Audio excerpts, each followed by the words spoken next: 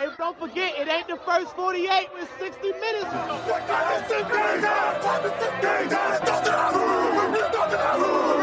Cover the king, best not miss. Even the score now, we need to score now. Back on that wall, when you hear that call, you know it's going down. We play from beginning to ending, you know how we finish. Turn to the bank, gotta handle our business. We need the ball, so it's time to go get it. Play with your heart when you hit, make it feel it. You know I'm with. You come to the bank and get out of line, we sending a blitz. Say who you with? You know I'm with. That purple and black, and when we attack, you know what it is. You're now locked into Zone 32. Ladies and gentlemen, welcome back to another episode of the Zone 32 podcast, episode 174. This might sound a little suspicious, but we have a sextet in tonight. My name is Jake. Okay. His name is Drew. His name is Will. His name is Trippy. His name is Lil Key. His name is Biggie. Honestly, that was Biggie Smalls for a second, but I was wrong. That man is still on the corner of 42nd Street still. No, he's not. He did. My bad. But I got off on a tangent. Say what's up to a hot start. Very hot start. Off to a hot start. Great job, Jake. That's right. Great job, me. Anyway, let's jump into it. Just when I thought that was out, they pull me back in. We mentioned last week. Will doesn't I fucking did it. I don't care. Will doesn't do it. You can't. Yeah, that's fine. It's the weakest of the three movies anyway. But I still. Oh, please. Will's probably seen The Sopranos and saw fucking still do that. So it's fine. Yeah, you can think it's The Sopranos. Yeah, he thought it was a Sopranos reference. That's fine. It's same bullshit. We mentioned last week that a Christmas miracle needed to take place for us to have a chance at the playoffs. And through the power of purple pants, the unlikely has happened. Not only did the Ravens beat the shit out of the Packers 41-24 at Lambeau Field, the Browns beat the Pittsburgh Steelers 13-6 to keep our playoff hopes alive and set up a showdown on Sunday for the AFC North against these Pittsburgh Steelers. Well, let's get back to the other game. Lamar didn't play. Snoop did, and he did enough not to lose because Derrick Henry ran 36 carries for 216 yards and 4 tuds, becoming the 10th all-time leading rusher, passing Tony Dorsett, and he's the 4th all-time rushing touchdown scorer behind Marcus Allen, LaDainian Tomlinson, and Emmitt Smith. But enough of that. Drew, I'm starting with you as always. Give me your thoughts on what you correctly predicted on the last episode. I kind of nailed this. We were going to win, the Steelers were going to lose, and then it was going to come down to week 18. NFL scriptwriters wanted it to happen, so it was bound to happen. Shockingly, John Harbaugh let Derrick Henry carry the ball a career-high amount of times. Nobody could have seen that one coming. Or that it would work. Who would have guessed that having top 5 all-time running back running the ball 36 times would end well. And then, shout out Shedeur Sanders. I've been a day one Shedeur guy. I've never said a negative thing about him on the internet. Not a single time. Always been a believer. I was always like, he's getting screwed. He should have been first overall pick, greatest quarterback of all time. I don't know why. I attended his number retirement at Colorado. So I don't know. Yeah, same. We went together. Will and I are just day one Shedeur guys. No, but I mean, honestly, things just worked out well for the Ravens. It's about fucking time something went our way this year. No Lamar and Huntley. Huntley with the veneers is a totally different guy. I don't think enough people talk about, what that's done for his confidence level. And I think that's the only reason he's good at football now is that he just, he feels good. Well, look good, feel good, play good. I feel like that's, it just, he goes to Miami. That's good Keon callback there. Good Sanders callback. Yeah. Shedeur's dad, people forget that. But, yeah, I don't know. I mean, there's not much to complain about. I mean, Zach Orr pulled his typical terrorism of, soft coverage and letting guys get wide open and then blame secondary for miscommunications and bad technique and whatever dumb shit he said this week. But why are we doing this to me, Will? Why? I don't even know I don't even want to get into whoever this person is. This is a big time Zone 32 day one listener, Valen. Valen's been on every episode. I feel like comment. Yeah, I'm sure. Well, no, I mean nothing but good things to say about this. To be honest, right now, I specifically said it last week. If we won and the Steelers lost, I was going to buy fully back into this team. So I'm fucking back in. Let's go get us in the playoffs. We're going to win the Super Bowl. Lamar's going to hoist the Lombardi. Everybody's going to have to shut the fuck up and his feet, and that's where we're at. Okay, so you know what is happening? We are watching in real time. We are watching John Harbaugh's resurrection from the dead. This man was going to be just cast out into the fucking wilderness, and this team is like, it reminds me kind of like the 2011 Giants team that was just kind of like dead to rights. Like nobody really thought there was anything going on there, and they just go on a run. That Packers game was the blueprint for winning a Super Bowl. That's how you win a Super Bowl. Whether it's Lamar or it's Huntley or whoever it is, you give the ball to Derrick Henry and you play good defense, you force turnovers, you're going to win fucking games in January and December. So, I mean, if we want to get into like the X's and O's here, the offense you can call for Tyler Huntley is very limited because he's really not that good.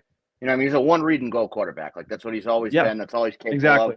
You know, despite Chicken Man saying a couple years ago that he threw the best deep ball on the team, like that's really not. What about this person and what he's saying? Drone Hunter. Huntley is better than Lamar. I was waiting for this one. I was waiting for that one. You got to understand, this is a Jets fan, so he really doesn't. This person lives in New Jersey by choice. He lives in New Jersey and he hunts drones. Yeah. Still to this day, he hunts drones. He lives right on the Jersey Shore and he just goes outside all day and watches. The Jet fans should not be taught this shit because they fucked that money up when they let Sam Darnold go. You see what Sam Darnold doing in Seattle, man. I mean, you could just say the Jets fucked up. The Jets is the Jets. They don't even need to be talked about just because it's a miserable existence. It's the only thing that makes Jets fans feel good is the Browns because it's the same. I don't know. Do they really bullshit. though? Because like now Eli Manning's gone and Tom Coughlin's gone, and those 2 Super Bowls are almost a decade or over a decade in the past at this point. Like, even then, are they really any different? Jets? Well, even the Jets can still look back on 1968 when my mom was a toddler. The Browns have the fucking 40s and World War II to look back fondly on. So none of those people are alive to even look back on that other than fumbling against John Elway and watching John Elway beat them and then losing and Art Modell deciding the city of Cleveland fucking sucks and moved the team to Baltimore. So then we're going to keep this Stockholm syndrome and maintain the Browns. The city of New York is just terrible at football. Unbelievable. Like the Bills have never won. The Jets won like one time when Joe Namath, guaranteed a win. And then the Giants got 2 fluke Super Bowls. And then other than that, they've just been a loser city for football. One of the biggest markets, the league headquarters is there, and they suck it up all the time. It's embarrassing. What does this fucking moron want? God damn. Why do we do this? Like, why do we open up YouTube comments? All right. I've never done this before, but I'm banning this person from you're in timeout. You're in timeout. Next time you're banned. Just fucking go home. They said hi again. Well, what the fuck did you do? Give him another option. Now Will's getting attacked by a fucking cat. That's probably that's a bot paid for by Dean Spanos. So there you go. Will, what is happening? Why is this individual still commenting? Can we just kill him instead of banning him? Is that possible? Can you get like an address? And then Montante can drone strike him. All right, anyway, back to things have gone off the rails very quickly. Back to the task at hand. We got Yipsy River, Rivero 9234 spam in the comments. It's crazy around here. So clearly a bot paid for by the Spanos family. It's okay. I think the last time we had Keon was right before the AFC Championship game in 2023. Am I right on that? Or have you been on? That is correct. No, I think that was the day. I think I did appear after that, maybe like once. I think you came on last season, early on last season. Yeah, that would make sense. Mm-hmm. Oh wait, was the opening day? Opening night against the Chiefs? It was the draft. It was the draft. Oh, okay. Yeah. Oh, Drew's crash out with Malachi Starks. I remember. No, not this year's draft. The draft before. I was much better at the draft before. This draft I had people high up in the Baltimore organization worried about my mental health. So, we did get Mike Green though, so I'm happy with him. They still hate Malachi Starks. He kind of sucks, but it is what it is. So Key, we got a lot to catch up on with it. It's been a while, but how are you feeling about this and so far? Are you confident? I guess Sunday. This season is what it is, but right. I mean, this season I do feel like, of course, it's been overloaded with injuries. The defense has been non-existent. I feel like, that's been like the Ravens' identity for years. Defense. And this year they completely got away from that. And I personally feel like we didn't lose much on the defensive side of our team this past season. So I think it falls back on Zach Orr. I think it's the scheme that in the places that our DBs and everyone is put in, you know, as far as the blitz, when the blitz with I feel like he doesn't know how to disguise different blitz. I feel like it's very predictable. It's Pop Warner defense. Yeah, I mean, no. It sounds like you've been listening to the podcast. I mean, we know Key's a man of culture and usually is right when he says things. So I don't think that he's ever been on the air with us and actually had a wrong take. He was early on the Nate Wiggins fan club. I think he actually sold us on Nate Wiggins, I believe. I think so. Yeah, because remember, I think the week before that, I declared that Nate Wiggins was a nerd and I didn't want him because he was like because Grant described him as a gamer and I thought he meant like he played video games like deep into the night, but in real life he meant like he's a gamer, like he's serious about his game. So I was misguided in my criticism, but then Key kind of got me on track and really educated me. And also, you know, guy. When in doubt, blame Grant. It's always a good move. I mean, what a stupid way to describe it. If you're describing a college kid as a gamer, I'm going to assume you mean like he plays fucking Fortnite and shit, you know? Like I legitimately logged off from that episode and I went and looked up. I was like, he's saying something about a gamer. I thought he was like a computer design major or some shit. I was like, oh, like Caillou Blue Kelly. Yeah, we have this fucking dork that we're going to draft. Like, what the fuck? And then, you know, come to find out. I think that was my logic. Like, we can't have another Caillou Blue Kelly on the roster. We can't have another fucking nerd. While we on the topic of the defense, I don't know if it's just been me. Like lately, it seemed like Kyle Hamilton's presence hasn't been as strong. Is it just me that feels that way? Okay, you know what I think is happening? I don't know if I've ever. There's one player I've ever heard of that this has been the case with, and he's a Ravens legend. Probably, I think I know at least one person on the screen would consider him the best Raven of all time, but. Offenses have to game plan around Kyle Hamilton, just like they had to game plan around Ed Reed. So it's just like most of the time you're hearing this about defenses game planning around a certain player. A lot of times it's Lamar or it's Justin Jefferson or Saquon Barkley, some like just a transcendent talent. So I think that offenses are having to scheme their play calling around what Kyle Hamilton's going to do and the way he's being used. Because you talk about the way Zach Orr calls the defense, and it's predictable, and that's true. The only thing that's not predictable is the way he uses Kyle Hamilton. So, you know, I think with enough tape and enough, you know, great offensive minds on in the league, you're seeing guys adjust to, all right, we need to somehow take Kyle Hamilton out of the equation. But even by doing that, you're still creating good matchups for your defense because if they're having to dedicate resources to one guy, then I think that's why we've seen him have less of an impact, just because the offense is having to account for him more. We're than also else. Like I don't know what the right, like, you know, you put Gilman back there, or you put Starks back there, or you put Marlon deep in coverage. Like they're getting toasted all year, and I feel like that kind of hurts. You know, that hurts Hamilton because, like, if you look, there's a lot of times where he's a step away from a sack. You know, he's a step late on getting over to a play, and he's Kyle Hamilton is very much hit the guy with the ball, not play the ball guy, which is good. You know what I mean? Like he's always, you know, in there making a play. But I feel like there are times where he's kind of locked in on meeting a guy at the sideline and lighting him up when he could probably make a play on the ball sometimes. But I mean, I really think the issue is that our defense can't play zone. So they can't simulate pressure. They can't do any of these exotic blitzes because our corners can't play zone and our safeties are terrible outside of Kyle Hamilton. I really think that that's why Kyle Hamilton is, you know, struggling so far this year. I think it was towards like the beginning of the season. It seemed like it was the same Kyle Hamilton, but like I feel like it's been a decline. So I've been to pretty much every game. Well, look at this. Hey, thanks Kevin for the repost. Kevin's out here giving us repost. I think so. I've been to pretty much every game. I know Tripp's been to every game.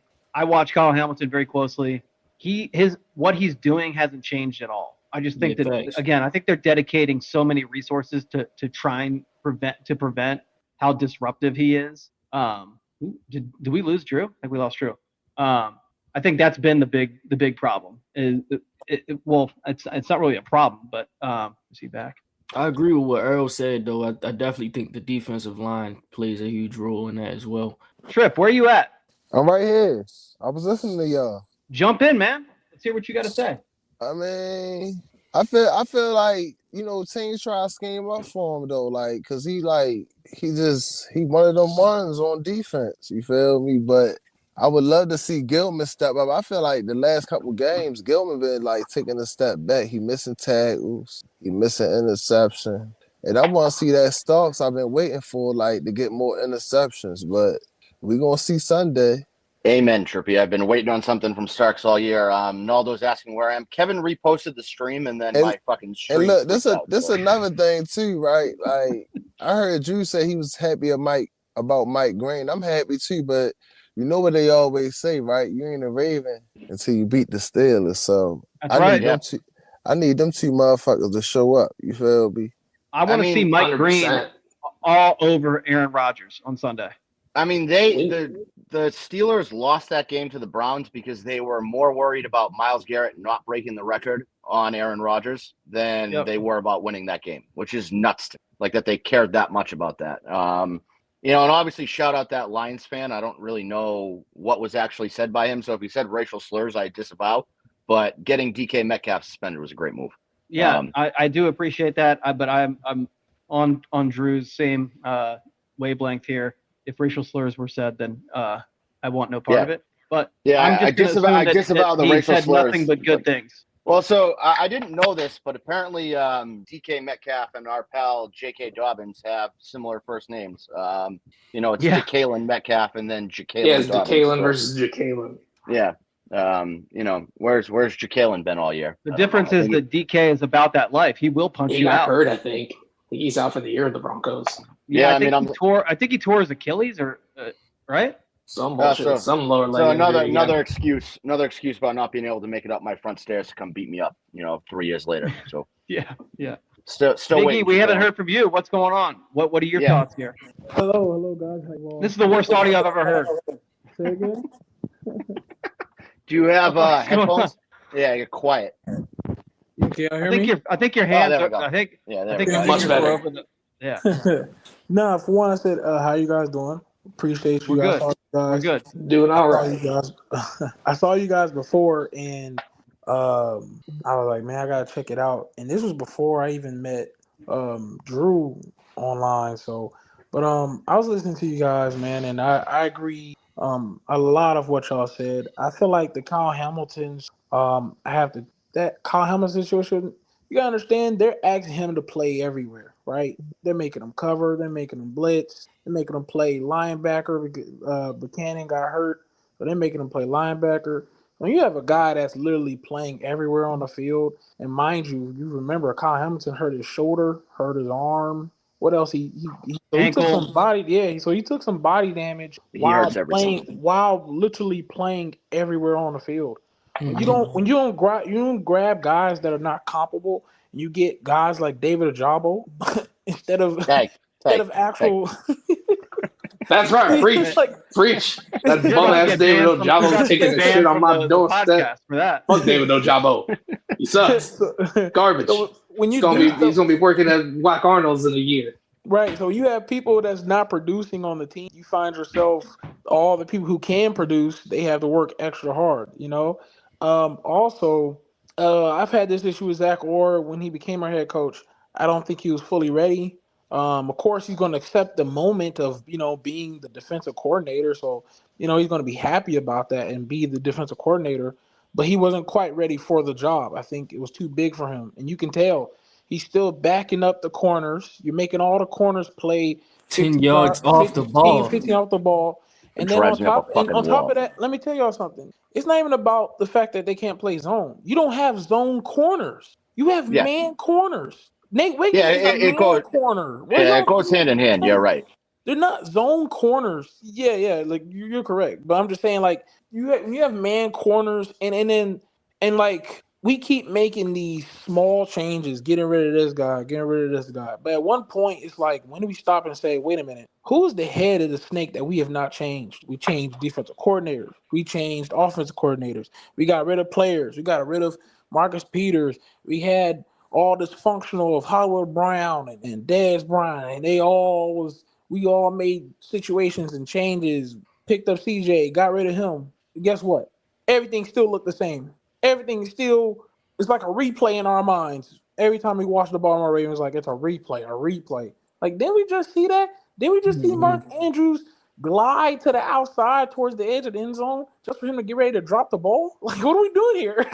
We're doing it again. It's deja vu. What are we doing? So it's like at this point, for me, it's like that's why I keep saying like fire John Harbaugh, because it's like, when do we get rid of the head of the snake if we keep already making changes everywhere else? If that's me and Trip. Sorry, go ahead, Key. I was saying I'm all aboard with the fire Harbaugh thing. My thing is, as a head coach, I don't understand what he's coaching. He's not coaching anything. He doesn't give any input on the offense as far as the play calls on offense. He don't have no input on defensive play calling. So what is it that you're doing? You don't control the personnel. We play the Patriots and Derrick Henry is sitting on the sideline, and then afterwards in a press conference you say, "Oh, I wish we could do it again." Pretty much that it was an accident, it was a mistake, and you didn't in a sense you didn't even realize it. How? So it's like, as the head coach, what are you doing? Right. To further piggyback on that, before you interject, Will, he's a special teams coach. Yet he has a special teams coordinator. And the special teams is terrible. Yeah, I was about to say the special teams has looked horrible this year. What are you doing? The special teams have looked bad for 3 straight years. They have not looked good in 3 years. Can I say this? One guy told me this. He said, "What does John Harbaugh actually have an advantage for the Baltimore Ravens into these games?" And I had to sit there and go, And I really had to sit there and think. If you look at any other coaches, offensive guru, offensive mastermind, or a person that's really good at defensive, like a good defensive coordinator, and he's really good at reading defense. What advantage? Or you're great at situational football. Right. What advantage does John Harbaugh bring for you? So I would say a play sheet this week. Yeah, which was a fucking wild move. That surprised me. 18 years for you to grab the play sheet? Took you 18 crazy. years? He was early on as a play caller. I feel like early on in his career, like, 08 to 2012, he was smart enough to get out of the way. He kind of, he butted heads with, Ray Lewis and Ed Reed and the whole mutiny shit in 2012. But, like, for the most part, he kind of got out of the way and let his players play. Now he's kind of like micromanaging too much. And I feel like that's where we lose. Like his hands are in too much shit.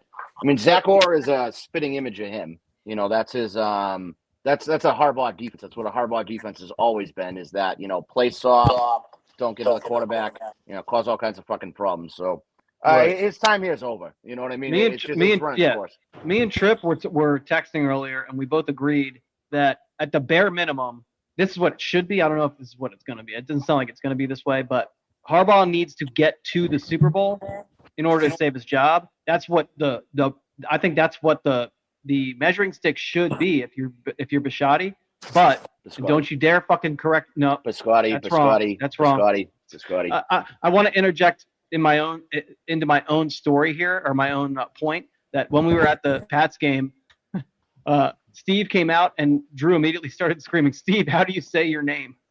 And then he turned around. He said, "You've been right the whole time." No, he didn't. He flashed a peace sign at Trippy, and then he went on his way. And then he came over and he said, "Yeah, that Will guy's a moron. We are you're right." No, Drew's screaming at a guy worth $8 billion. How do you say your name? I treat him like I treat everybody else.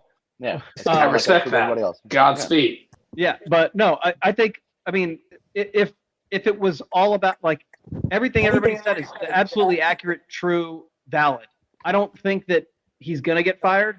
But if I was in Bisciotti's position, it would be, you got to get to the Super Bowl. You got to get past that AFC Championship game hump that you've gotten to and shit the bed. And really, it's even like at that point, I still might be pissed off and fire him, because it's been 18 fucking years. And I might be on my own here.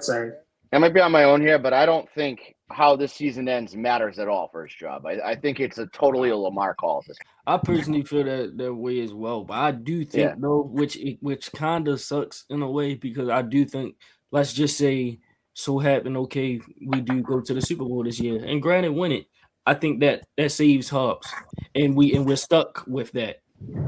Also winning buys goodwill, and if we're winning and we win a Super Bowl, I would say that means Harbaugh, demonstrated a change. And if Lamar's willing to get behind that change and kind of forgives Harbaugh for all the terrorism he's done over his 8-year career, maybe I can change too. I don't know. I want him gone. I think that it's time. I think the longer he coaches here, the more damage he does to his coaching legacy. And just I want him gone too. Yeah, right. I think him. This was what I said, because I had a conversation about people with this one. I feel like him making the playoffs is an argument that he's probably going to use to keep his job.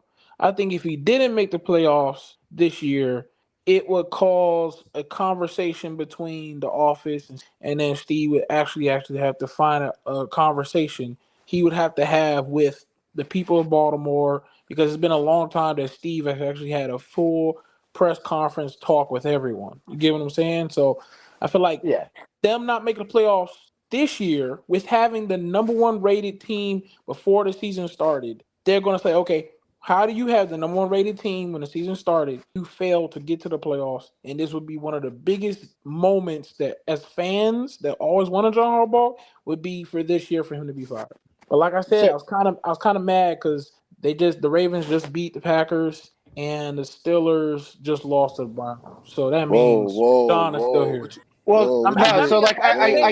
I'm happy. I'm happy as a Raven fan. Like, I'm happy for us to complete for the playoffs. But at the same time, I'm kind of like also mad because, like I said, John Harbaugh might have just saved his job. It's like I kind of get his point that that was the slam dunk route to Harbaugh. Yeah, it was like our biggest chance for him being fired. It was a cut and dry argument at that point. Like, nobody can fight that Harbaugh should keep his job if we miss the playoffs. Now that we're potentially making the playoffs, there's always an opportunity he comes back. I think my issue with that thought process is that even unless we win a Super Bowl, we're going to lose because of something John Harbaugh does. You know what I mean? Like, the same problems are going to be evident again. And so if you're Steve Biscotti, are you looking at this and saying, Biscotti, we made a decent run. It's Biscotti. It's Biscotti. Yeah, it's Biscotti. But it's Biscotti. It's Biscotti. No, it's Biscotti. He's got to win a fucking Super Bowl. Right next to me when he confirmed. Fuck that. You were right next to me when he confirmed. That's how he says his name. No, Trippy is personal friends with him. Yeah, Trippy's. I'll tell you what. He can be Biscotti either. You paid him to delete. He can be Biscotti if either they win the Super Bowl this year, or the Ravens and John Harbaugh part ways this offseason. Because they ain't gonna get fired. They'll do a mutual parting of ways bullshit if that's the case. Yeah, that's because you don't want to coach no more. That's true too. I have a question for all of you guys. I know how Drew found it, but has any of y'all heard the word Daniel Falala? Have y'all ever heard about that? I heard it in a video earlier today. Okay, you found out today. Before we get into said video, I do have some admin to clear up. So there's a contract extension announced today as John, and also a release earlier in the week. We had two contract extensions today, Jake. What was the other one? All I know about who? Nick Moore, our long snapper. Oh, the long snapper. Oh, good for him. That's a good extension. Yo, for real? Yeah, he broke it on Zach's podcast with the fraud. With Ryan Ripken. Yeah. Oh, okay. Yeah, the streak was fake, but it's fine. We can have that conversation another day. Well, either way, throws in this bullshit. Well, either way, hold on. Kevin Costner fucked his wife. That's fine, but either way, hello, John Jenkins, and goodbye, Zangief. All right. You got to give Will a little bit more warning than that. He's not as crazy. That wasn't really a transition. Because a couple of days ago, I uploaded a video of Daniel Falala. Got the sound icon on my screen. I don't know what the fuck's happening here. Yeah, make sure Max. Make sure Max cuts this part out. Because a couple of days ago, I uploaded a video of Daniel Falala whole year of bad blocking, and you felt like it was okay What to is happening? counteract me by waving Ben Cleveland. But now Just tap the you're sound. going to get raised. You Just tap thought the that was sound. funny. You thought that was I don't funny. know if it's playing on You screen. thought it was you could Oh, do he's playing. that to He's me. playing. He's playing. Huh? Huh? You thought you could do that to me? Huh? Huh? You thought you could do that to me? Thought you could do that to me? You thought you could do that to me? Huh? Who you think you are? Who do you think you are? You think you can release Ben Cleveland and I'm not going to get angry? Well, finally, you did it. And here we go. I promise you, you better hope I don't show up to one of those games. You better hope. I swear, I promise you, I'm here. You have awoken me. You have released my favorite player on the Baltimore Ravens. And you're going to pay for this one. So as we're getting into that, I gotta ask Biggie, who are you challenging in the steel cage? Is it EDC or is it Harbs or is it both? You doing a triple threat in the steel cage? What the fuck is going on? So in a triple threat match, you said who am I? Who? Are you challenging John Harbaugh or EDC in the steel cage match for releasing Ben Cleveland and keeping John Daniel Harbaugh. Falala? John Harbaugh.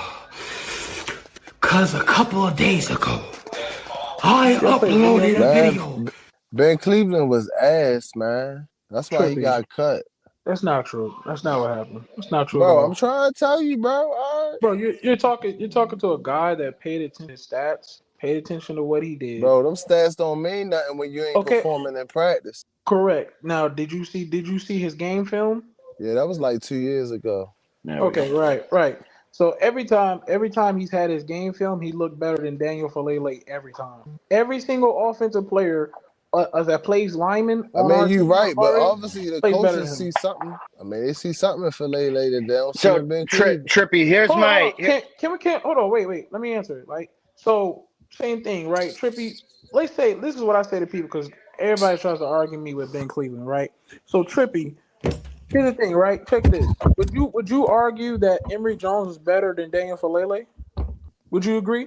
I mean, yeah, but we ain't see what he got yet. I mean, you know. Come on. Come on. Yes, we did. He started with Andrew. I'm just being honest, bro. He's still a rookie. Andrew Voorhees got hurt. I'm fluent in Trippy. He played for 3 quarters. I think I can sell Trippy on this. We all agree that part of Harbaugh's, biggest flaw is that he is too loyal to his own guys. And so he's been in the Falele camp since Falele was a teenager in New Zealand or Australia, wherever the fuck he's from. And then, he followed him to college. His brother was all over him in college too. Like, this is a guy that he's had some kind of relationship with for like a decade before he was even on the Ravens. And so he's now given Falele every opportunity to fail. And he's failed masterfully. I mean, he's been a horrible guard. Like, there is no way that it got national attention how bad he is. It's crazy. So Trippy, my question to you is not so much of, about Ben Cleveland specifically or Emory Jones specifically, but like, we're all in agreement that Falele's not the guy. And so when you're John, and Ben Cleveland not the guy either. That's what I'm saying. We probably just gotta find somebody. He hasn't really been given a shot. You know what I mean? So like my issue with that man was ass in practice. But why do you but who cares? It's practice. Why do you bring Ben Cleveland back this year with no intention of giving him a legitimate opportunity to compete against Daniel Falele? It's more of a philosophical issue for me. I like Ben Cleveland. I love the memes. He's a squirrel eater. He's a big, oaf, and on paper looks like a great idea for a guard. I don't know how he would have worked out. I feel like he'd be at least the same as Falele, if not better, because I think if you put anybody in at right guard, that's a professional offensive lineman, they'd be, just as good, if not better than Falele. But like, my beef with continuing to play Falele is that he's clearly not equipped to play the position. You had Ben Cleveland on your roster. You have Emory Jones on your roster. You have Bullock on your roster. You have Vincent on the roster. Like, you have other offensive linemen. Why not give somebody else a look besides Falele? That's where I like Vincent too. I asked him, can he play guard? He said, I can play whatever. I like your. Yeah, right. So I mean, again, I have no beef with wanting to try Cleveland. Like, yeah, he hasn't really shown you much. He hasn't been given much of an opportunity either. So, like, you really don't know what you have there. I've heard all the rumors about practice, that he can't figure out the playbook and that he doesn't care in practice. I don't give a fuck about practice. So, like, that doesn't discount him for me, but clearly it matters to John. So that's why John's put him in the doghouse since he got drafted. And, like, that's what we hate as fans. This is the same guy who shelved Keaton Mitchell for 8 weeks. This is the same guy who man having an option talking about practice. Right, exactly. Yeah, I mean, we're not talking about a game. We're talking about practice. Right, but he's not at option. He's supposed to be the franchise player. Talking about games. We should be talking not talking about practice. I'm sure. I got a question for Big E though. Did a pipe burst in your house or something? Why were you dripping with water in the video? You got your finger over. I think you're blocking your mic again. Yeah. Yeah. No, I said I got really pissed off that day. Like really pissed off. I can't blame you. So you broke the water pipe? I didn't break the pipe. But no, I was smashed. It looked fucking moist. You smashed the water bottles. Okay. I was doing a lot that day. I was just really pissed off. I was crashing out. And let me say this, since we're on the Ben Cleveland topic, okay? This is one of my biggest things. They make him like such a bad they make him out such bad. Dude, the man literally walked in on his wife getting dogged out in his house. And everybody's, oh my God. Hey, that's wild. Hold on. And everybody's like, oh my God, he's Ben Cleveland's a drunk. Yeah, because that was the way he handled the emotions of his girl getting dogged out.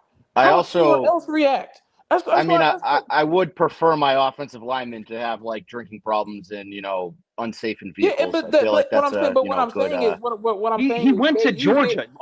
He had a traffic violation. Excuse me, he went to fucking Georgia. Yeah, that's like a prerequisite for getting this fucking scholarship. That's what I'm saying. They try to make it out, but that's what I'm saying. That's what I said. I didn't like John because John was trying to make it out like he was just such a bad guy and he's not doing right. The man came in one of the best shapes this year. All that rumors talking about, he didn't, he's being lazy, he didn't get in shape. This year, he was one of his best in shapes this year. He lost all kinds of weight. He got strong. He was ready for practice, pass conditioning test. He was ready to go. And guess what? Pete this. I don't know if y'all remember. They said, yes, Ben Cleveland will be in competition for starting left guard. Now, tell me, how do you go from competition for starting left guard to not even being on a roster? That doesn't even make any sense. So what you just literally just as I said, I always will expose the coaching. If a person that's a lineman that could be in competition for the starting spot, right? Why in the world did he all of a sudden he's worse than all the other linemen? Just poof like that. That doesn't make any sense. Nobody drops off like that. That's what I said. Yeah, he was. I get it. Where about excuses, but he's trash in practice. But that doesn't make any sense by the logical. And then here's another thing.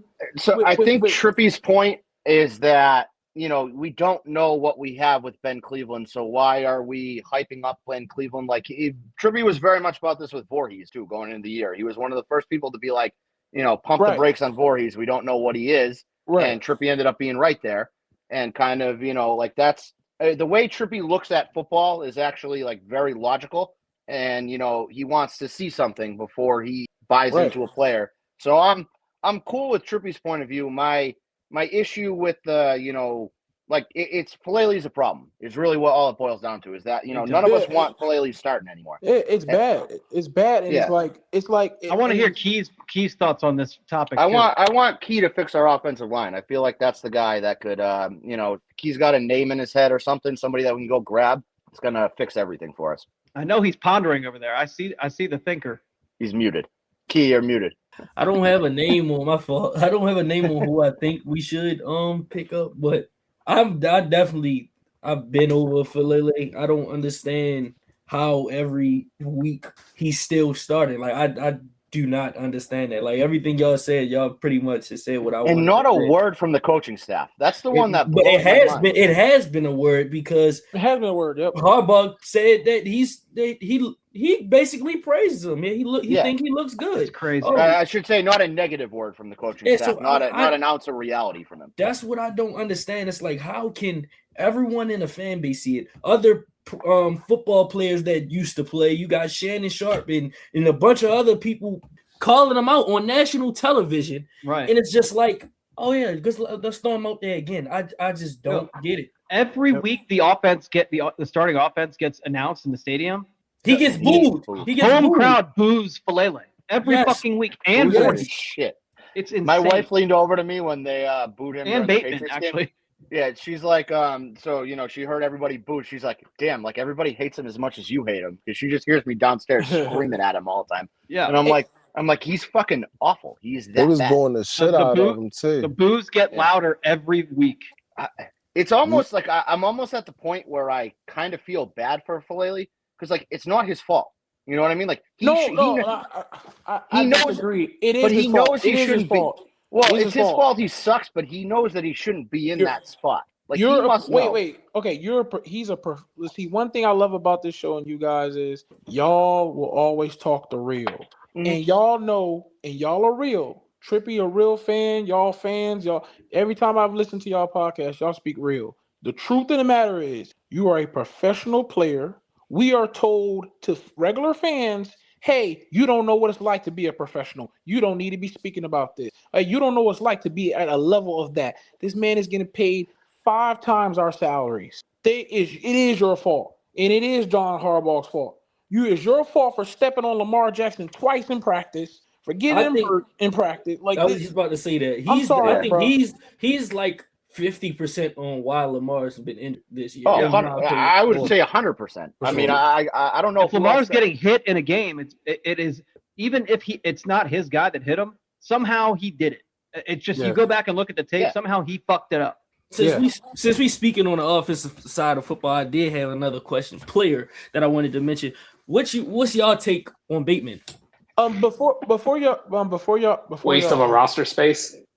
Fingernail painting, dork. Trash. Yeah. Trash. Hey, Trip had a nice interaction with him at some point. I saw. Yeah. Hey, one sec before we continue. I just want to say shout out to the chat. I invited some Ravens fans and some people that know me. Please subscribe to the Zone 32 podcast if you're watching. These guys are real. So I know they're a little bit like what's the word? They're a little underestimated, I guess. Rough around the edges. Say some words that offend people. I feel like you guys talk your ish, and it's like some people don't want to, like, they always want to be all positive. Y'all keep it real. So all my supporters, please, and shout out to Cries and Ashley, people that's pulling up. Please subscribe to these people, man. These are I cool think people. I know Ashley. I'm pretty sure. I recognize the profile picture. But my take on Bateman is mixed. It's like, I don't think Bateman is trash. I don't think he's been put in the right position. Like he's the wrong fit for this offense. Yeah, he creates particular division. He creates separation. He don't get targets though. Like, we don't implement him in the offense at all. Well, so here's my beef with Bateman is that you are a first round pick, right? Like, you are, coming out of college. Yep. He's got all the physical tools. He's got the size. He's got the speed. He's got the route running. Like, you expect something out of a guy drafted at that position. He didn't, give you a first round. He didn't give you first round production on his first contract. His agent was a moron. Fucked him out of the 5th-year option. The Ravens kind of threw him a sympathy extension saying, hey, buddy, like, we know you need cash. We know you want cash. Like, here you go. Take this. Like, we're going to do right by you. So they do all that. He comes out last year and he plays not first-round pick caliber, but he played very well, and he played very well within his role, and he was dependable, and he didn't drop a ton of passes. He dropped some here and there, but, he also caught a bunch of touchdowns. He was great. So then you're coming into this year, you're saying that this is really your first healthy offseason. You're ready to hit the ground running, and then you're just a fucking ghost. He's out there running cardio half the time. But is he getting the targets, though? But when he gets the targets, he drops the ball. So it's like you're in this weird, never-ending cycle of, like, Rashad Bateman doesn't get targets. Rashad Bateman should get more targets. Rashad Bateman gets targeted and drops the ball, and so Lamar doesn't throw to him anymore, and then we're back at square one again. And it's a lot. I think a lot of it has to be on Rashad, and a lot of it's got to be, on his fucking attitude, his approach to things. He's got a lot of Hollywood Brown and a lot of, like, diva wide receiver in him, of a guy who thinks that he should be getting the ball all the time. Right. And that's great. I want my wide receivers to want the ball. I want them to think that they're the best player on the field. But when you get thrown the damn ball, show you're the best player on the field. And that's where he doesn't have that follow through. And instead of, shutting his fucking mouth and like getting better at football, he just fucking whines and cries about it, which always bothers me. He tweeted that fucking weird ass Drake. I'll never get over this. He tweeted some fucking weird ass Drake video when he signed his extension. I'll talking play about it right now if you want. Yeah. No, don't play it. You're gonna play the Playboy Cardi thing, and I'm gonna fucking Hollywood and Zay Flowers first round draft pick at 1,000 yards. Right. And Zay Flowers did it twice. And Zay's not without his faults. Rashad Bateman yet to have 1,000 yards. He's a first round draft pick. Yeah, I agree. You know what my biggest criticism of Bateman is? His preparation. He doesn't prepare like a first round pick. He doesn't prepare like a wide receiver one. He doesn't even tweet like a first round pick. He fucking thought you and I were the same person. Yeah, what kind crazy. of moron doesn't look into their fucking enemies that way? Right. Well, how do you tweet a picture of Will at me and be like, "Hey, fuck you. You look like this." Like, "Hey, retard, that's not me." You never see him with Lamar. When Lamar's doing his off-season training sessions, you always see Zay there. You saw D-Hop down there. D-Hop's only been here for a cup of coffee so far. You see D-Hop down there. You see Isaiah Likely showing up. You see Mark Andrews showing up. Look at his Instagram page. He took all his Raven stuff off his Instagram page. That's another one that I don't understand. Like, so it's like I personally think when it comes to, because we was talking about the coaching, when it comes to the coaching, I don't the offensive play calling. I think that Packers game was probably the best offensive play calling game I've seen in a while. From Todd Monken, like it was Ravens football. We ran the ball and it was very effectively. But like, let's go to the red zone. You mentioned D-Hop. We don't target him at all. We have not given him not one pop up in the corner, nothing.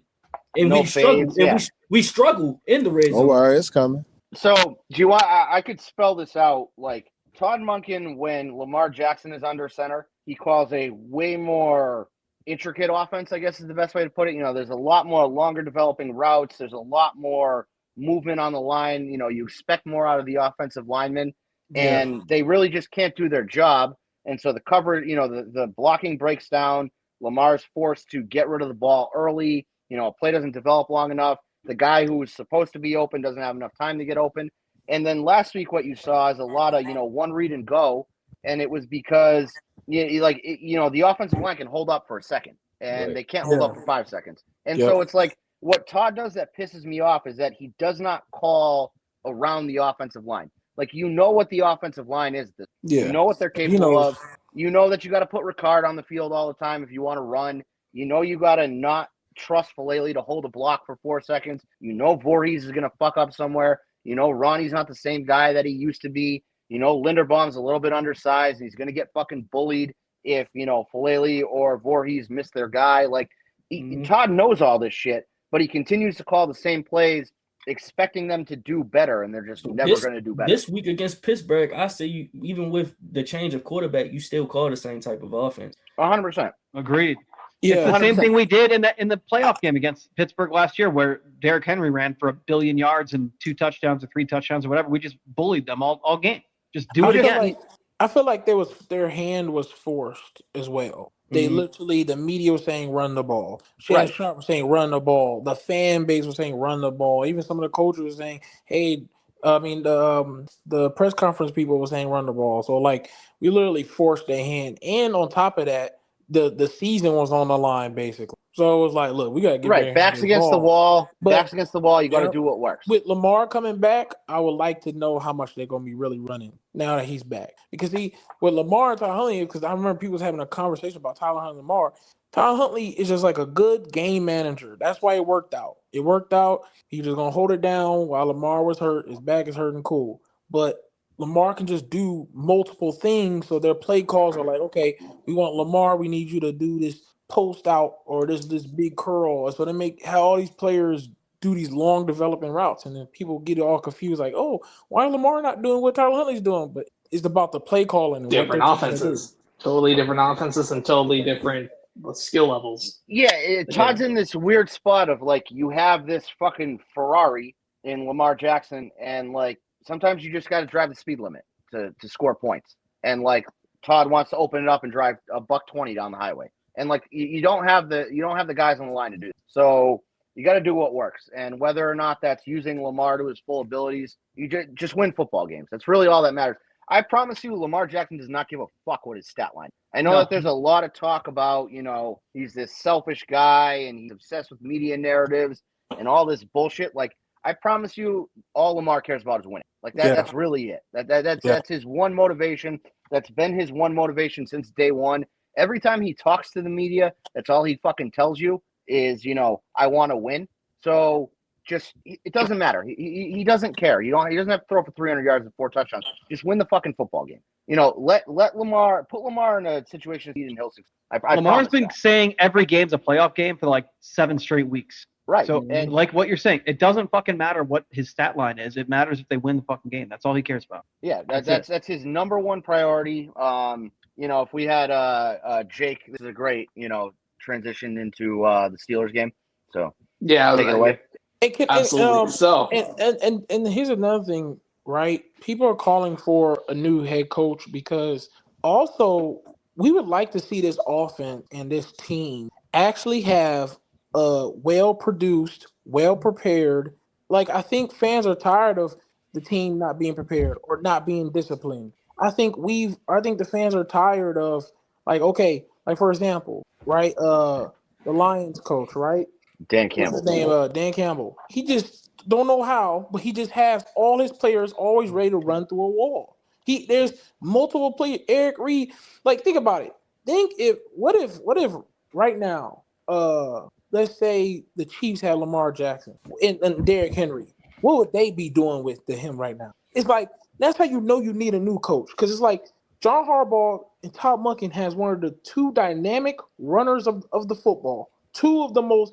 Lamar Jackson has proved that he can be super dynamic in passing, super dynamic in running. Why are we not creating the most craziest plays? But no, I know what we're going to create.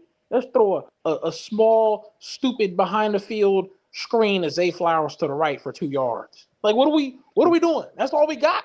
Or Mark Andrews. I remember one time John Harbaugh said on the podium, he said, why Derrick Henry over Mark Andrews at the goal line? Oh yeah, that's stupid. I remember he push. said that. Yeah. I said we need, and I'm like, how does the fans not notice? We just need a new coach. Because did we not just hear what he just said? He tried to advocate. Derrick Henry. He tried to advocate for Mark Andrews taking a direct snap because he's like, Derrick Henry doesn't have a lot of experience taking a direct snap. How about you direct snap it to your quarterback, you moron? Like that. This is.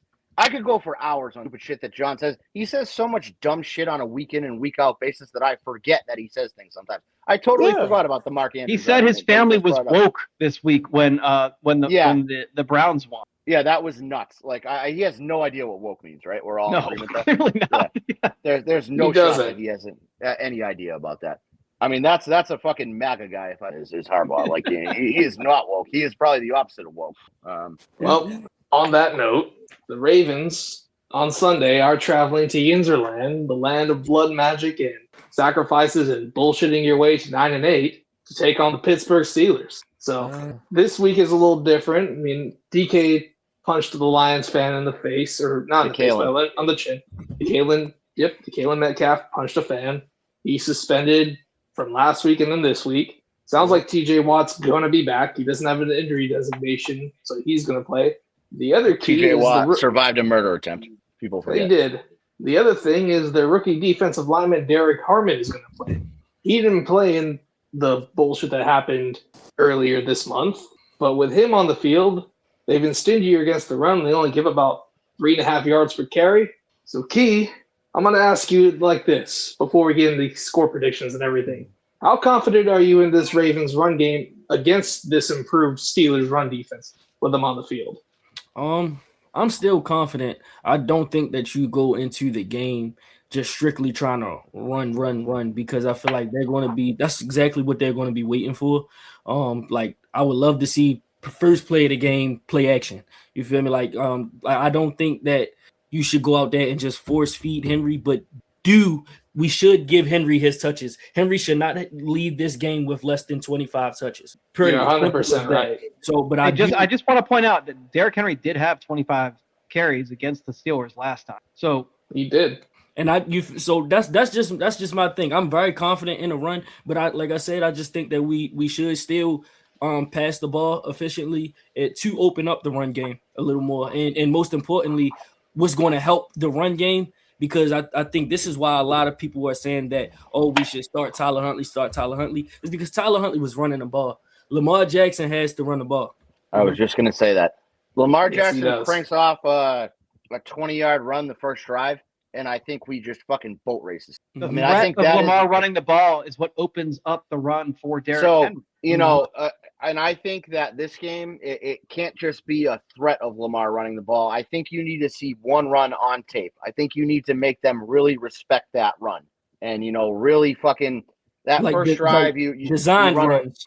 a read Right. option. You Exactly. have Lamar take it around the edge and take that shit 25 yards, and they're going to be playing on their back heels the entire game. They're going to be Yep. waiting for that Lamar run. You need to make sure that Patrick Queen is out of the game and just spying Lamar the entire time. You need to take at least one guy out of their defense, out of coverage, and just make sure that he's dedicated to stopping Lamar running the ball, because it's a hell of a lot easier to throw on 10 guys in coverage, or whatever it's going to be, 4 guys in coverage, than it is 5 guys in coverage. And You got to the- make the them straight- really yeah. commit And to that. The Lamar straight drops, that's been the big problem all year to me, the way that the offense has been called. Setting Lamar back into these straight dropbacks with this offensive line, you cannot do that with Highsmith and Watt on the field. Can't do it. See, that Yeah, was I the, mean, that was there the are most of the difference, times- though. I'm sorry. Oh, that was the difference with Tyler Huntley. Tyler Huntley dropped back and didn't think twice. It was 5 yards. Like, I think a lot of the time for that Packers game, we were ahead of the sticks a lot. It was not many third and longs. It was a lot of third and fours. Yeah, third and that was fives. Drew's whole point too. It was 3 steps, 1 read, nothing's there, run. That was it. Exactly. It was simple. And I don't know if I want Lamar to totally do that, because I do think that Lamar is capable of making throws that Tyler Huntley cannot. But Yeah, I again, agree. that there's got to be a quicker clock in Lamar's head. He's just got to know, I got to get rid of the ball here, and that's it. You know what I The mean? big Just thing, throw the- okay, the key to winning this game, no pun intended, Key. The key to winning this game is playing clean in 3 phases. The defense needs to force at least 1 turnover. The offense needs to go without turning the ball over, and special teams cannot cost us points. That's Yep. it. Turnovers will be the name of the game for sure. We get 1 turnover, we win the game. It's always a 1 possession game with Pittsburgh. And I promise you, after hearing Aaron Rodgers talk after that Browns game, he's a little frustrated. And that's a guy that you can definitely knock off. You hit him a few fucking times and he's going to fold. He doesn't like getting hit. It's always been his thing. He's always rolling out of the pocket, getting rid of the ball, making sure he doesn't get fucking hit. You put him on his ass. He's fucking 43 years old. He's high on ayahuasca all the time. Like, make him want to go fucking do Jeopardy. He's got 1 foot in retirement at all times. Right. So, like, just give him a reason to go all the way, Fucking Travis Jones, anytime you get a fucking shot at him, make sure you fucking bury him. Mike Green, bury him. Kyle Van Noy, stay the fuck off the field. Draymond, Please. I was about to mention him. I actually like Draymond. I I love Draymond. I love Yeah. Draymond. I agree. He's not the best player skill wise, but it's his fucking attitude. Mm-hmm. I agree. He's a glue dude to have in that rotation. He And reminds he me is a good. lot of I mean, Jihad he is Ward. good. Right. He is good, but it's the combination of his skill plus, like you said, the attitude, the swagger he's bringing to that defense. It has Totally changed agree. things, and like you see, Totally like agree. and like Marlon. People talk about Marlon's sick. Marlon, for all the dumbass mistakes he makes in coverage, the guy is a fucking turnover machine. He's But he's he just has a been fucking. finding the Remember ball. Geno Stone? He'd be in Remember the right Geno Stone place. had 7 picks. He's the Geno Stone this year. But just he's the guy also, that's in the dude, right he's been fucking spot. forcing fumbles too. Like he's around the ball. So like, Yeah, and then every goddamn time I see him have to play a fucking cover 3 or a cover 2, he doesn't I know know. what fucking route to carry. I know, He looks but like a I'd fucking rather retard have him out on the there field. fucking I'd rather I just feel have. like I'd rather have him available. I just think he needs. I think this would help Marlon Humphrey for going forward. You just got to stay off being an outside corner. You're not an outside corner no more. Yeah. He's gonna get his head out of his ass. Move him in a nickel. Move him in a safe, and he's gonna be good again. I agree. Because- I think because he when can play. He plays so physical. Yeah, he plays physical. You can't have him play safety though, because he can't fucking play zone. He doesn't. Marlon Humphrey. If No, you I watch get him it. play I zone, get it. I get it. But it's gonna help him.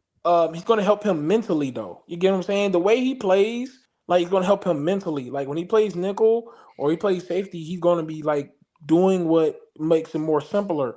When he plays outside corner, he's confused. He can't keep up with nobody no more. And it's just like he plays less physical, and he wonders why he's getting destroyed out there. He can't keep up. He can't catch up to the routes.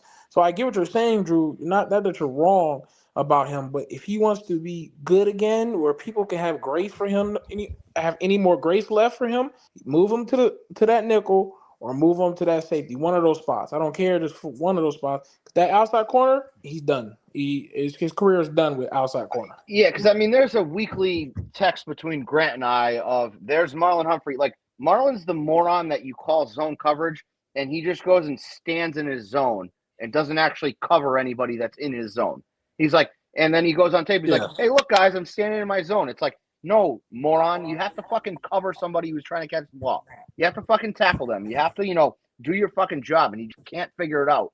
And it drives me up a fucking wall because we're paying this guy top 5 corner money, and we are not getting top 5 corner return out of him. And then he wants to go on Twitter talking about how many hot dogs should I eat this week? Hey, how about you fucking, learn how to play zone coverage, moron. Learn the difference between cover 2 and cover 3. Learn what guy you got to fucking carry up the sideline and what guy you got to fucking jam off the line of scrimmage. We dodged a bullet not having DK Metcalf out there for them.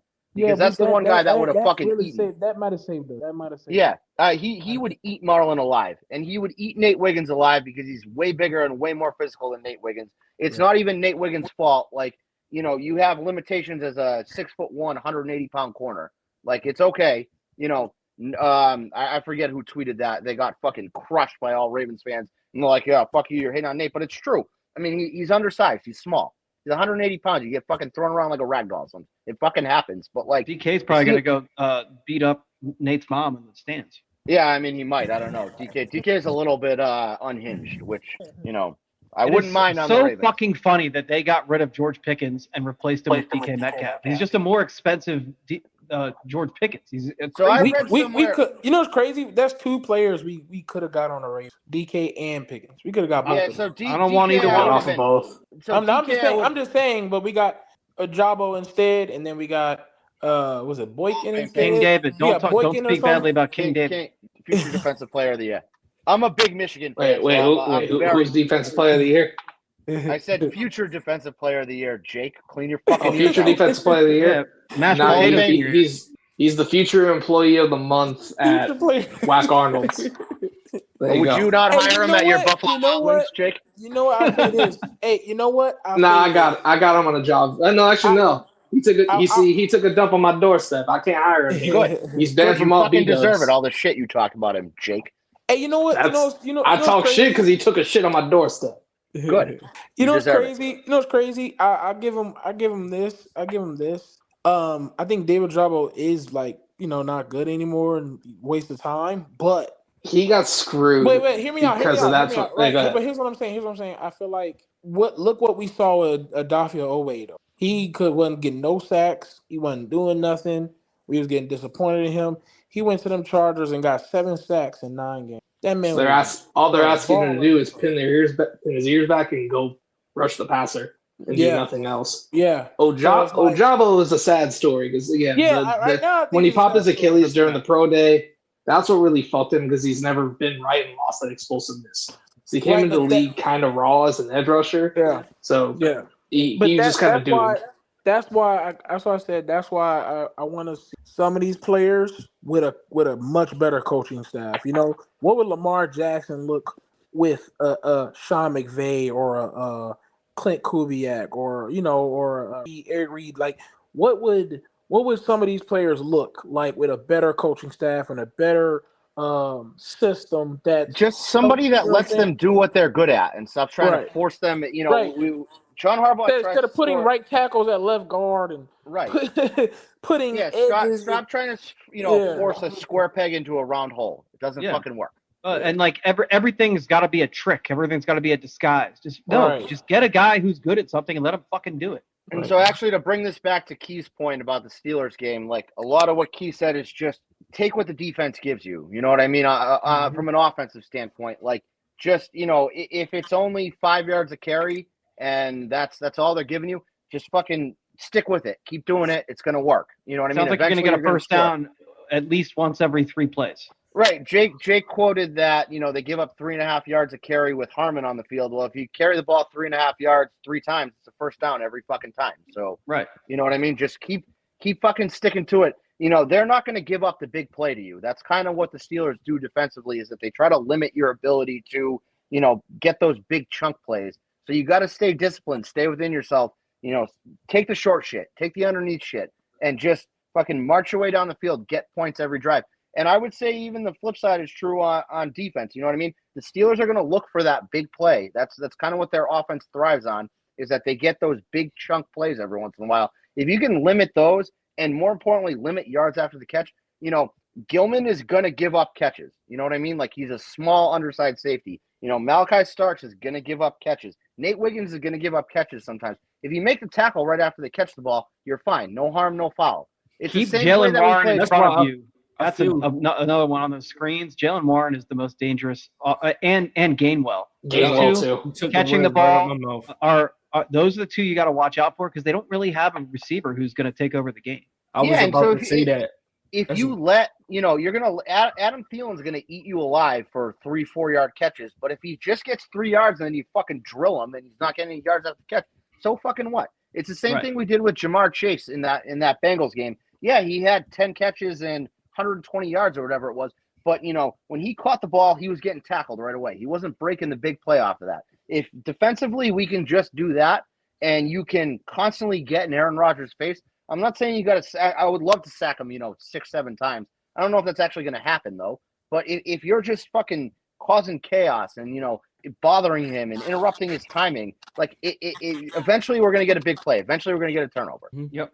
Yeah. So with all that being said, y'all, I need score predictions. Yep. And because we have 2 guests, I'm going to give y'all the first go. So, Big E, I need a score prediction and a bold prediction from you, since we already know the uniform combination.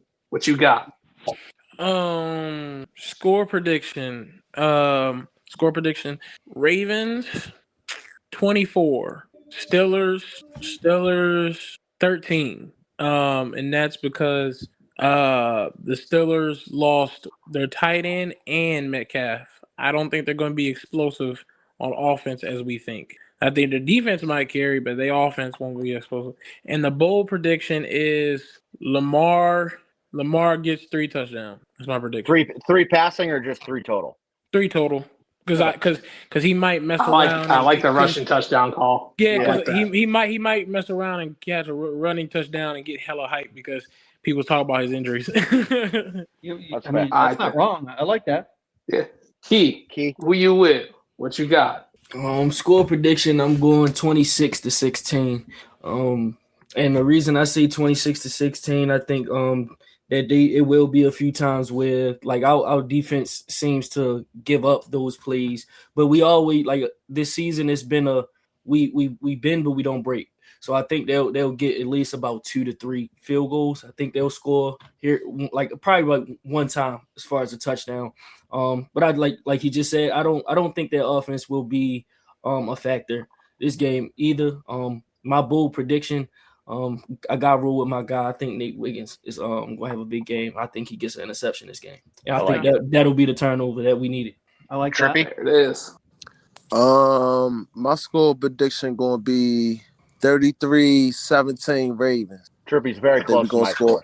Mine too. I think very close. I think we're going to score 4 touchdowns and Luke going to get 2 field goals. My bold prediction is Mike Green had 2 sacks. Attaboy. There you go. You're taking the medal. Someone's got to do it every week. All right. Someone's got to do it every week. I love it. So before we get into ours, we'll throw out Grant's. Even though he's supposed to be the op and pick against the Ravens, he picked the Ravens because even he knows they ain't losing this fucking game. He picked the Ravens to win 27-23. I forgot his bold prediction. Hopkins, 2 touchdowns. Oh, D-Hop 2 touchdowns. That's right. Yeah. That's what he rolled with. As for me, obviously, you know who I'm with. I'm with the Ravens. Give me 30-20. Actually, yeah, 31-20. God damn it. And Aaron Rodgers throws a game-breaking pick 6. And that's what ices the game. Who's Wiggins? Who's gonna get it? Who's gonna get it? I ain't gonna ride with Nate because that's your boy. I respect it, but I gotta go different. I'm going with the young. No, I'm not going with the young safety. I'm going with Kyle Hamilton. Do the right thing. Hamilton, okay.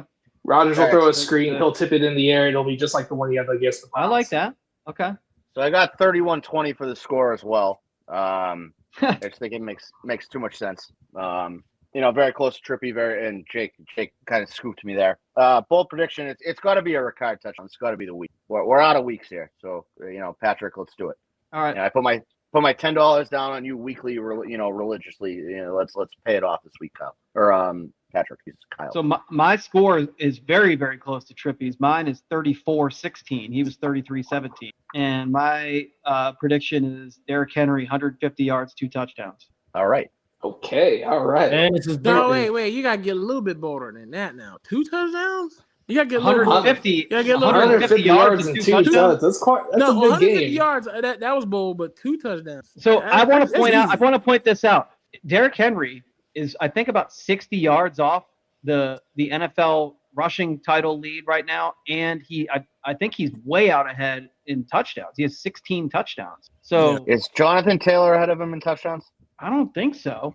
I don't Let know. me check. Taylor had a really hot start. He's kind of faded since Daniel Jones. got I'm hurt. pretty sure I checked Yeah. on this, and I think Derrick Henry is leading. Hang on, I'll check it one more time. You might be right. I don't know.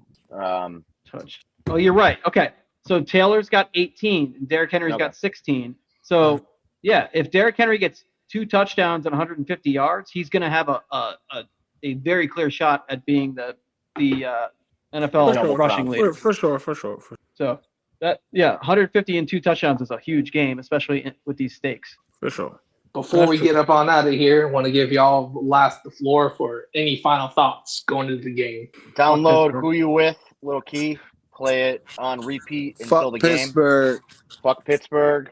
Fuck Mike Tomlin and his blood magic and his pregnant 19-year-old college girlfriend that's ruining his family. Fuck the Rooney family. Fuck them terrible towels. Yeah, fuck those yellow towels. They suck. Fuck TJ Watt. Surviving a murder attempt just to get your fucking heart ripped out on Sunday is going to be great. Yeah, go Ravens. Hey, on that note of going and streaming Who You With, I set this to Lil Key in my Spotify Wrapped. I think it was my number 1 song of 2025. I think I played it 202 times last year. So There it is. Get on my level. I mean, Metallica kind of, trumped Lil Key. Anytime I golf, that's what I listen to Metallica. So it's kind of, I golf a lot. So I'm sorry. You but, listen to Megadeth. Do the right thing. Yeah, Prayer on a Hill. Great song by Metallica. You guys should check it out.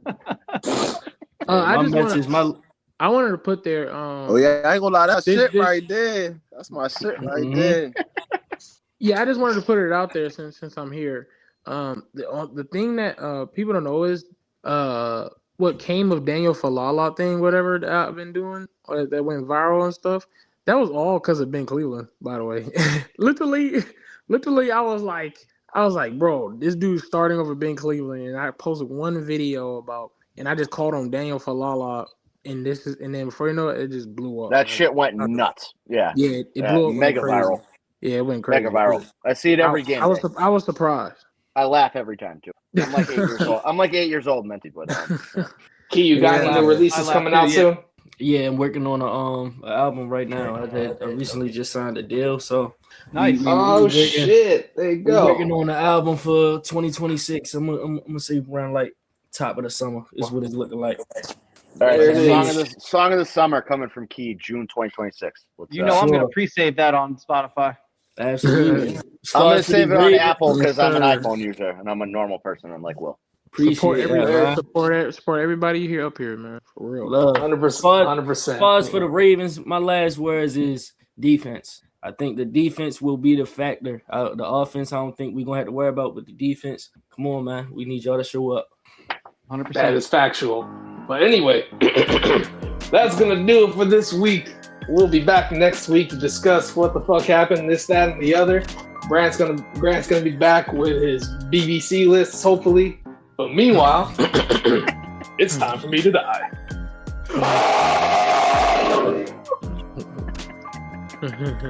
See ya. Zone 32.